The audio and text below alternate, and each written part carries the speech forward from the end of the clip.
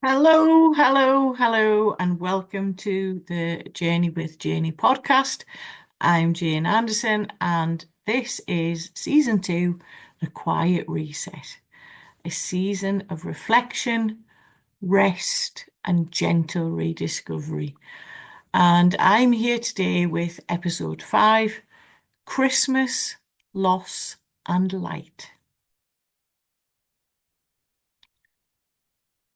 Christmas. For so many, it's the season of sparkle, laughter, and reunion. But for those who grieve, it can also be a season of silence. So today I'm delving into my feelings and hopefully give you guys some top tips on how to cope with the season ahead. We've hit the first week in December, and every year as December arrives, I feel the tug of both joy and ache, love and loss. The world glows with lights, those sparkly lights, all different colours, or just a plain white light. An expectation, while something inside me, slows down, remembering who's missing. There was a Chris and Jonathan, and of course Irene, and then suddenly, without warning, Phil too. In a single year, which seems like moons ago, many, many moons ago, 2022, our Christmas table went from 10 to 6. Everything changed, and we did something we had never done. We went out for Christmas lunch and stayed away overnight using the hotel spa, sharing memories, and it wasn't easy. And now, as I look back, it was what we all needed at that time. But it does feel like we were running away. And if we're all honest, we probably were. None of us actually knew what we should be doing, how we should be feeling. And we certainly didn't want to be doing the usual Christmas get together. And though there was laughter, warmth, gratitude, beautiful setting, amazing Christmas lunch, and the fun and laughter of the room that we were in as a table of six, there was also quiet space where they used to be. Jonathan, Mum, Phil, and Irene. So things do change, and we've found our vibe. Life moves on, and Christmas is different. We have a laugh, we share our stories, we share the memories, but we are there as us in that now moment. And for me, I know they're all with us, and I carry that with me throughout Christmas festivities, pre-Christmas Day, and right through into the new year. If you've had that kind of Christmas, the one that feels smaller, quieter, not quite the same, I want you to know it's okay. It is okay. And taking time to reflect on the journey that you've been on, you're not failing at the joy. You're simply human in a season that, for me, magnifies both love and longing. So be kind to yourself. Do you, if you want to sit with your feet up in front of the stove and just watch telly, everything is okay. Grief at Christmas can bring a mixture of emotions. And I'll be honest, I think I've hit these emotions early this year. November has been um, a tough month for me. Hands up, open and honest. Lots of reflections. And I'm mentioning in this because those emotions that I've had, the sadness, the anger, the guilt, and even relief over the past few weeks of probably the feelings that you guys may get over Christmas. Now, as much as I'm talking about grief here, it's also about giving yourself a permission to pause if you are working flat out, you are pushing. And there's always that something that you might find in the back of your mind that makes you think, oh, where did that come from? And back on the grief path, one moment you might find yourself smiling, laughing along with whatever's going on at the work Christmas party, out with friends. And then the next, there's just, you've spotted something, somebody's mentioned something, those triggers come from nowhere and the tears appear from nowhere. And I just want you to know that that's perfectly normal. Grief does not follow a calendar, and grief does not know that it's Christmas. So rather than fighting those feelings, all I'm saying is, what if we softened towards them? What if, as Christmas comes around, we gave ourselves permission to celebrate and permission to cry, to participate, but also permission to pause, to be able to, well, I call it stare into space. And I'm sure a lot of people think, oh my goodness, what's she doing? To actually just sit. And it can be all of like 5 seconds to just be. Give yourself that permission. And it's not about choosing one emotion. It's about allowing everything to flow and recognizing that whatever you're feeling is what is right for you, and not worrying about doing what you think is the right thing to do, not worrying about doing what you think others think you should do. It's okay to say no. You might not feel like going out. And actually spend time thinking about it. I had this over the weekend. I really, really didn't want to go out on Saturday night. And I sat and spent time with me and asked myself why. Why did I not want to go out? And it was, if I'm honest, the emotions of um, the past, the times that Jonathan and I had spent in the company of the people that I was going to be with. And eventually, I made the decision that, you know what, it's okay to do this. It's okay to be out on my own and be in that what was always our space, if that makes sense. And I'm not saying it's easy, and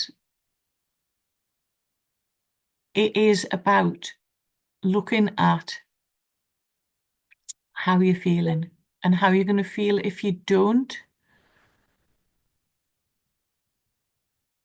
but not to put pressure on yourself to do the things that people expect you to do.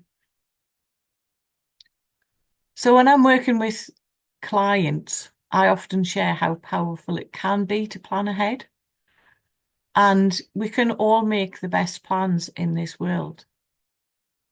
And all I'm saying is, if you suddenly have a blip and you can't do what you think you want to do, don't do it. You get to do you and you get to protect yourself. So if you need to say no and don't worry about what other people say. That's up to them. So take the time and ask yourself, what do I need this year? Maybe it's a smaller gathering of people. Maybe you just want to be on your own. Maybe it's creating a new tradition, like we did, going away and having lunch away. We don't actually do that now, but the first couple of years we did. Maybe it's just skipping the festivities entirely and spending time out in nature instead. And always remember saying no is an option too.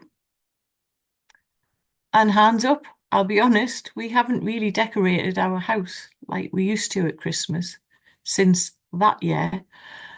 And I still laugh at the picture of our lone Christmas tree with its Santa hat as a decoration. Um, and that was something that I will always remember. Um, Last year we didn't do anything as we have a very boisterous black Labrador, and there was only one eventuality that would occur with a fully decorated Christmas tree, and I don't think it would be um, advisable. And you know what? All of that, all of it, is absolutely fine too. You are allowed to shape Christmas around you, around your heart, not around expectations. Tradition can evolve, things can change, and always, always remember, love doesn't vanish when we do things differently.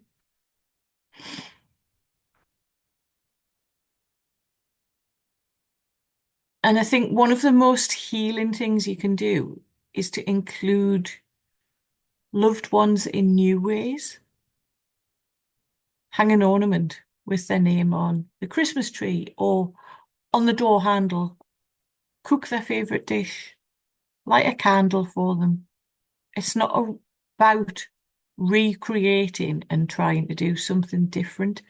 It's about honouring what is and carrying their memory into the present moment.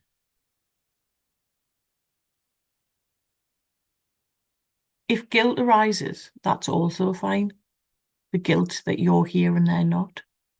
It often does. Remind yourself that feeling moments of joy or peace is not a disloyalty. It's it's you. You are here to be in the now, in this present moment.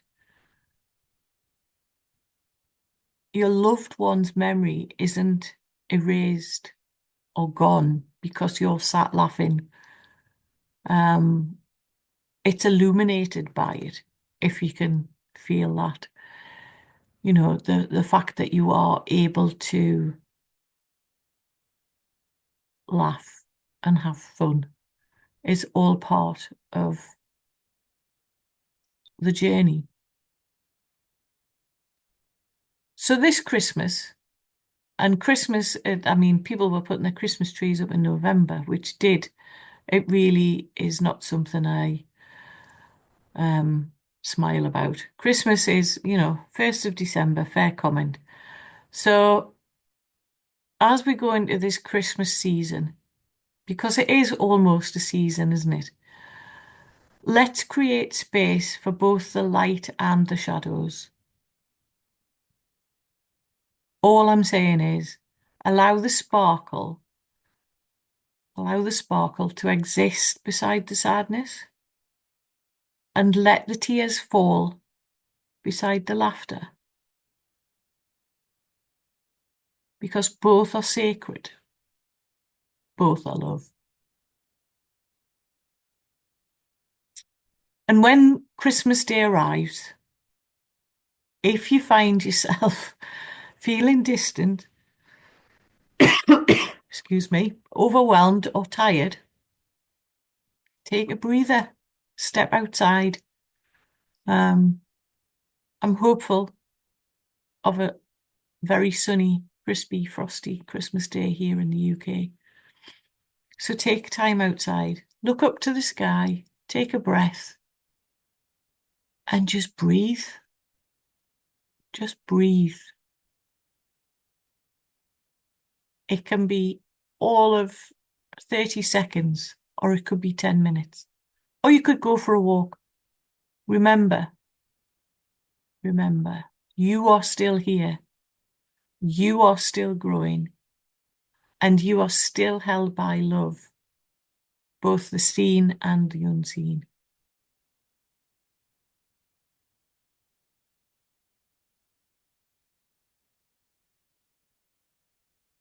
So take time to reflect on this, and however you spend this season,